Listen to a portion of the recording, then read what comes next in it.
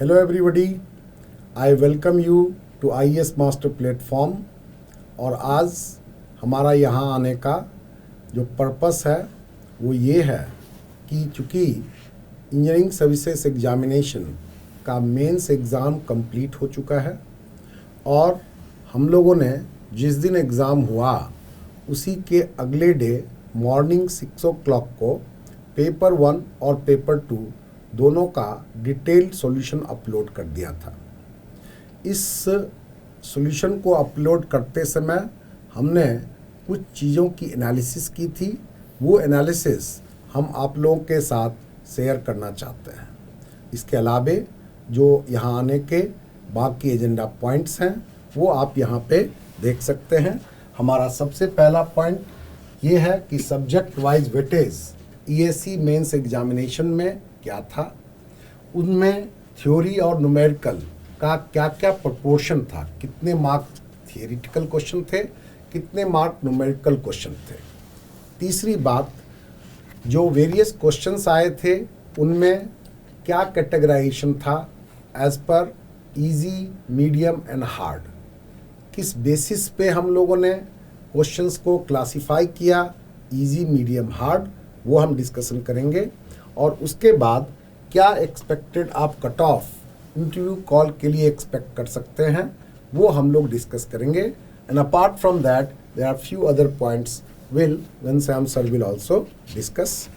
तो सबसे पहले स्टार्ट करते हैं कि जो हमने एनालिसिस किया इंजीनियरिंग सर्विसेज के मेंस पेपर का, उस एनालिसिस का पर्पस क्या था।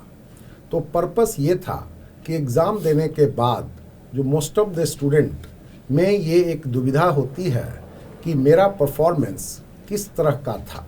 अगर हम अपने परफॉर्मेंस को कंपेयर करें तो एज़ कंपेयर टू बाकी स्टूडेंट्स के हमारा कैसा परफॉर्मेंस था।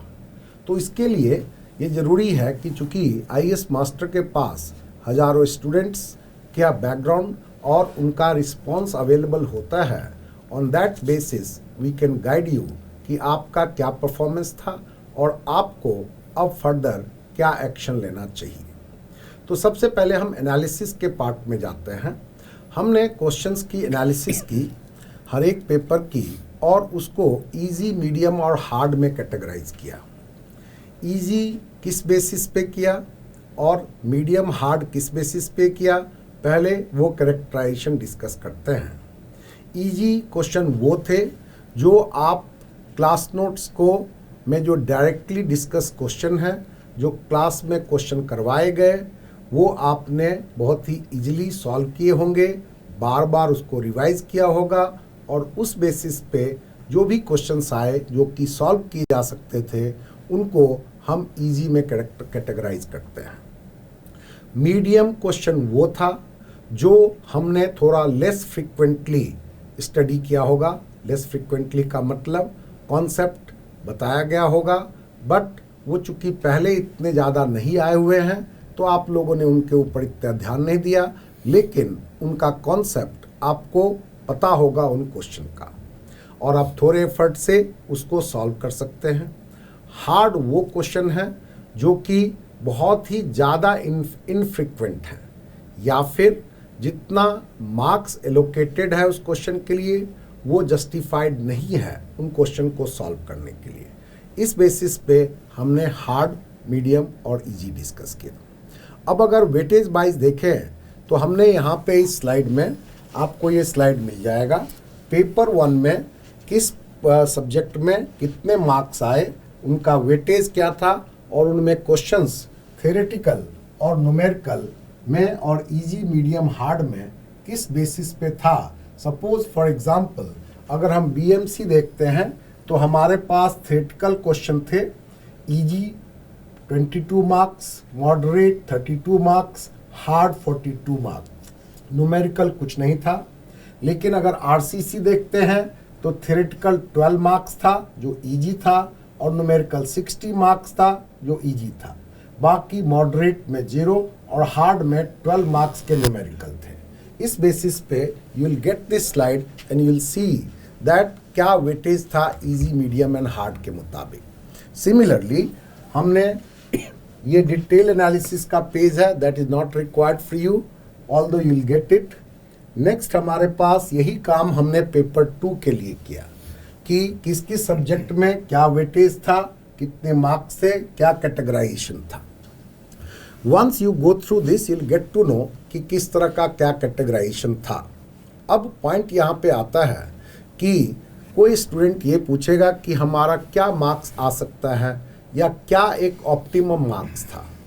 तो इसके लिए पॉइंट ये है कि हमने ये देखा, इस बात का ध्यान रखा कि हमारे क्वेश्चन नंबर 1 और 5 कंपलसरी था और सेक्शन ए और सेक्शन बी से एक एक और क्वेश्चन करने थे और लास्ट क्वेश्चन में फ्रीडम था, वो कहीं से भी किया जा सकता था।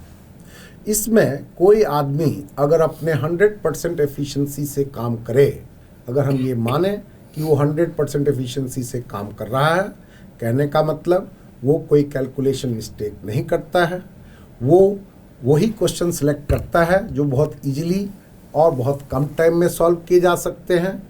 अगर वो इस बेसिस पे क्वेश्चन को सिलेक्ट और सॉल्व करता है तो उसको मैं 100% एफिशिएंसी मानूंगा। उस बेसिस पे अगर मैं देखूं तो जनरली हमने ये देखा कि पेपर 1 में लगभग हमारे पास 185 से 238 मार्क्स आउट ऑफ 300 बहुत ही इजीली किए जा सकते थे, ठीक है। और अगर हम पेपर 2 में देखें तो लगभग 242 से 254 मार्क्स आउट ऑफ 300 किए जा सकते थे if you solve it with 100% efficiency. दोनों को अगर मिला दें तो लगभग हमारे पास अराउंड 450 ऑलमोस्ट मान के चले ऑप्टिमम। वैसे तो रेंज 427 टू 492 जा रहा है, बट ऑन एन एवरेज मान लें तो कोई आदमी अगर बेस्ट एफिशिएंसी से काम करे तो अराउंड 450 तक मार्क्स वो ऑब्टेन कर सकता था। अगर पीटी की बात करें तो पीटी में आपने देखा होगा हमने अप्रॉक्सीमेटली 240 के अराउंड कट ऑफ दिया था। तो 240 प्लस 450 अगर देखें तो 690 बनता है। जो एक आदमी हाईली एफिशिएंट है, 100% एफिशिएंसी पे काम करता है, तो वो जनरली 690 का मार्क्स इजीली अचीव कर सकता है। लेकिन कोई भी आदमी 100% एफिशिएंसी से काम नहीं करता और उस बेसिस पे हम लोगों ने जनरली एस्टिमेट किया कि पीटी और मेंस में अगर मिला करके आपके लगभग 600 मार्क्स अगर आते हैं तो you can expect the interview call. Final selection में वो फिर रिलेटिव परफॉर्मेंस होगा। So for the time being आपको ये देखना है कि अगर आपके 600 मार्क्स आते हैं you can easily sail through और आप इंटरव्यू के लिए कॉल किए जा सकते हैं। बाकी कुछ बातें और डिटेल में डिस्कशन करेंगे। तो घनश्याम सर आप एक बार बाकी चीज़ों के ऊपर जो हमारा एजेंडा पॉइंट है स्टूडेंट्स को गाइड करें एंड बाकी सर लोग भी एक एक करके अपने पॉइंट्स को यहाँ पे रखेंगे। Welcome to sir. Thank you sir. जैसे सर ने कहा कि सबसे पहले तो एग्ज़ाम देने के बाद सबका ये टेंशन होता है कि कितना क्वेश्चन मेरा सही हो रहा है, ठीक है। और इस चीज़ को देखने के लिए, इस चीज़ को चेक करने के लिए हमने पूरा मेहनत करके उसको अगले दिन सुबह ही अर्ली मॉर्निंग में दोनों पेपर का पूरा डिटेल सॉल्यूशन हम लोग का अपलोड हो गया था। तो मुझे जो लगता है जितने भी लोगों ने एग्ज़ाम दिया होगा उसके सिवा भी जिनको भी एग्ज़ाम देना होगा वो सब ने जो सॉल्यूशन सीट है वो डाउनलोड करके अपना चेक कर लिया होगा, ठीक है। अब दूसरा रहता है कि जो हमने डाउनलोड करके चेक किया, अपना नंबर जोड़ा, उसको हमने कैसे जोड़ा है, ठीक। मतलब मान लेते हैं कि एक क्वेश्चन में न्यूमेरिकल में कुछ आंसर गलत हो गया तो उसमें स्टेप मार्किंग किया है कि नहीं किया है, थ्योरी में कितना % नंबर लिया है। तो इन सब चीज़ों पे भी डिपेंड कर जाता है कि हमारा जो एस्टिमेट है वो किस तरह से है। जैसे सर ने कहा हम लोगों ने कैटेगराइजेशन किया है इजी, मीडियम और हार्ड, और उसका बेसिस भी बताया। तो उसके बेसिस पे अगर हम देखते हैं तो टोटल जो है 690 के आसपास बन रहा था, ठीक है। और अगर हाँ इजीली वो बन सकता था। इसमें एक एजम्पशन ये था कि एफिशिएंटली काम किया गया होगा। मतलब अगर न्यूमेरिकल क्वेश्चन सॉल्व किया है तो हम लोग ये एज्यूम कर रहे हैं कि उसमें 100% आपको नंबर मिला होगा। थ्योरी में आपका नंबर थोड़ा कम हो सकता है क्योंकि जनरली वो कम होता ही है। तो उसके बाद फिर से हम आ जाते हैं अराउंड 610 अगर आपका नंबर आ जाता है तो आप ये एक्सपेक्ट कर सकते हो कि इंटरव्यू में आपको कॉल मिल जाएगा। Right sir? इनफैक्ट सर इसी बात को अगर दूसरे अप्रोच से भी आप देखें ना जैसे ये तो आपने कैटेगराइजेशन किया इजी, मीडियम और हार्ड के हिसाब से आपने बताया कि अगर इफिशिएंसी 100% ना रहे तो 600 और 610 के आसपास आप कट ऑफ एक्सपेक्ट करते हैं। और पिछला ट्रेंड भी आप देखें तो उसके हिसाब से 2021 में जब वैकेंसी आपकी 85 थी, उस समय आप देखें कि जो आपका कट ऑफ गया था दैट वाज 617 गया था, ये आपका 2021 में था। और 2022 में आपका जो 1100 में कट ऑफ की बात कर रहे हैं हम, मतलब प्री और मेंस दोनों मिला के जब हुआ था, उस समय ये 2022 में आपके 127 वैकेंसीज जब थे तब आपका 551 गया था। अब इस समय 2022 में मुझे याद है आयुष सर के शायद पेपर भी थोड़ा टफ हुआ था इधर। हाँ, ये इस साल के कंपैरिजन में तो काफी सर। तो उस हिसाब से अगर देखें सर, तो अब पेपर इस बार पिछले बार के मुकाबले में व्हाट डू यू से, आई थिंक पेपर आसान ही हुआ है पिछले साल के कंपैरिजन में। थोड़ा सा इजी था, ठीक है। तो हम लोगों ने जो एस्टिमेट किया है इन दोनों को देख के 690 हमने परफेक्ट जोड़ा था। अगर कुछ वहाँ पे एफिशिएंसी को डाउन किया जाए तो 600 तक नंबर जो हम सोच रहे हैं उसमें इंटरव्यू कॉल आ जानी चाहिए। बिल्कुल सर, ठीक है। और कुछ चीज़ें ऐसे हैं जहाँ पे कंट्रोल नहीं होता। अगर तुमने 600 जोड़ लिया है अपना, ऐसा भी हो सकता है कि कुछ बच्चे क्या करते हैं कि थोड़ा बहुत मिस्टेक होगा तो उसको भी पूरा नंबर जोड़ लेते हैं। थ्योरी में हो सकता है 80% लिखा बट उसमें नंबर हमने जोड़ लिया 100%, तो उस तरह से ओवर एस्टिमेशन भी होता है। तो ये जो 600 का फिगर हम लोग कह रहे हैं एक सेफ एस्टिमेट है अगर तुमने कंजर्वेटिवली जोड़ा हुआ है, मतलब बहुत ज़्यादा नंबर खुद से काउंट नहीं कर लिया है तो। राइट सर, अगर हम क्वेश्चन की बात करते हैं आयुष सर, तो जो कवरेज रहा है अभी पिछले 2-3 साल से, कवरेज इज ह्यूज। ऐसा कोई सब्जेक्ट नहीं है जहां से नहीं पूछा जाता। और कवरेज से सर एक और इधर रिसेंट ईयर में एक ट्रेंड देखा गया है कि अभी जो क्वेश्चंस आ रहे हैं वो जो प्रैक्टिकल जो डिजाइन के क्वेश्चंस हैं, पहले थे थ्योरेटिकल एनालिटिकल क्वेश्चंस आते थे कंसेप्ट के ऊपर, अभी उसका डिजाइन का जो एप्लीकेशन है उस पे वैसे क्वेश्चंस पूछे जा रहे हैं जो एक्चुअली में जिस पे डिजाइन हो रहा हो या तो मतलब एक ये ट्रेंड में चेंज इधर रिसेंट 2-3 साल से देखा गया है। नहीं, बढ़िया है। जैसे मदन सर से मैं डिस्कस कर रहा था, कुछ इक्विपमेंट के भी क्वेश्चंस आए हैं इस बार, तो ऐसा हम समझ सकते हैं कि एक हॉलिस्टिक नेचर से क्वेश्चन पेपर पूछा जा रहा है जिसके लिए रिगरस तैयारी की रिक्वायरमेंट है। अगर हम खाली ऊपर से पढ़ के जाएंगे तो बहुत ज़्यादा कुछ फ़ायदा नहीं होने वाला है। तो दो चीज़, एक तो कंप्लीट सिलेबस का कवरेज, और कंप्लीट सिलेबस में भी एक ही सब्जेक्ट में भी पूरा कंप्लीट कवरेज ऑलमोस्ट, मतलब कुछ चीज़ छोड़ नहीं सकता। जैसे मैं बीएमसी देख रहा था तो उसमें कहीं से भी थ्योरेटिकल क्वेश्चन पूछा गया है, ठीक है। एक ट्रेंड फॉलो नहीं कर रहा है, तो प्रिपरेशन बहुत रिगरस चाहिए टाइम के साथ, और ये और बेटर हो जाएगा अगर आपको एक प्रॉपर गाइडेंस मिलेगा। तो उस केस में क्या होगा, हमारा जो इफर्ट है वो थोड़ा सा कम लगेगा, और कोई बात दिखा देगा कि ऐसे ही चलना है तो उस हिसाब से चला जाएगा। तो उस तरह से हम लोग यहाँ पे तैयारी कर सकते हैं। इनफैक्ट सर, छोटे जितने भी सब्जेक्ट्स हैं, जो बच्चे कभी ऐसा सोचते हैं कि ये टॉपिक छोड़ दे, पिछले 3 साल से नहीं आया, ये टॉपिक छोड़ दे, पिछले 4 साल से नहीं आया, ऐसे टॉपिक से भी 5 नंबर 6 नंबर 10 नंबर वो कभी भी उठा लेता है।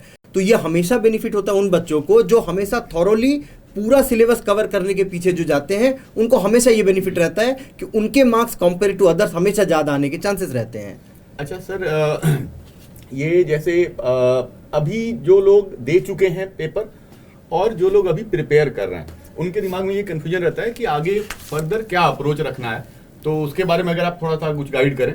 जैसे जो लोग अभी पेपर दे चुके हैं, अभी लगभग 1 महीने में रिजल्ट आ जाना है, ठीक है। तो बहुत ज़्यादा रिलैक्स ना हो, ठीक। पता नहीं हम लोगों ने कैसे नंबर जुड़ा हुआ है, अगर आपने जुड़ा हुआ है किस तरह से, तो बहुत ज़्यादा रिलैक्स ना हो। और 1 महीने की बात है तो अपने तैयारी पे कंप्रोमाइज़ ना करें, तैयारी अपना करते रहें, राइट। और जो लोग आगे की तैयारी करना चाह रहे हैं, जैसे इस साल का जो एग्ज़ाम टारगेट कर रहे हैं, उनके लिए मैंने पहले ही कहा कि थोड़ा रिगरस तैयारी की रिक्वायरमेंट है, प्रॉपर गाइडेंस के थ्रू। हमारा ऑलरेडी ईएससी के बैचेस चल रहे हैं दोनों मोड में, ऑनलाइन में भी ऑफलाइन में भी। एक बैच अभी हमारा इमीडिएट स्टार्ट होने वाला है और 2 बैचेस 10 जुलाई को स्टार्ट होने वाला है। तो आपको अगर पूरा एक comprehensive guidance, well renowned faculty जिनका सब्जेक्ट में कवरेज बहुत अच्छा है, उनके साथ चलना है, तो you can join our batches. Sir, इसमें एक चीज़ मैं थोड़ा ऐड करना चाहूँगा कि जो लोग अभी जिन्होंने पेपर लिया है, मेंस का दिया है, तो अभी देखिए आपने हो सकता है कि आप कैलकुलेट कर रहे हो कि आपने क्वेश्चंस बना दिए, और आंसर हमें याद नहीं रहता, ठीक है। तो बिल्कुल। अभी आप एक अप्रोक्सीमेट एनालिसिस कर सकते हैं कि हाँ ये सॉल्यूशन था, ऐसा ही कुछ मेरा अप्रोच था, यही आंसर रहा होगा। तो even though if you are confident कि आपका काफ़ी अच्छा एग्जाम गया है, it does not always mean कि you will get that number, ठीक है। हो सकता है कोई आपने कुछ सिली मिस्टेक किया हो, और सिली मिस्टेक तो आपके दिमाग में होगा नहीं क्योंकि आपके पास एग्जैक्ट आंसर का फिगर नहीं है, या कोई ये स्टेप अगर बीच में मिस हो गया।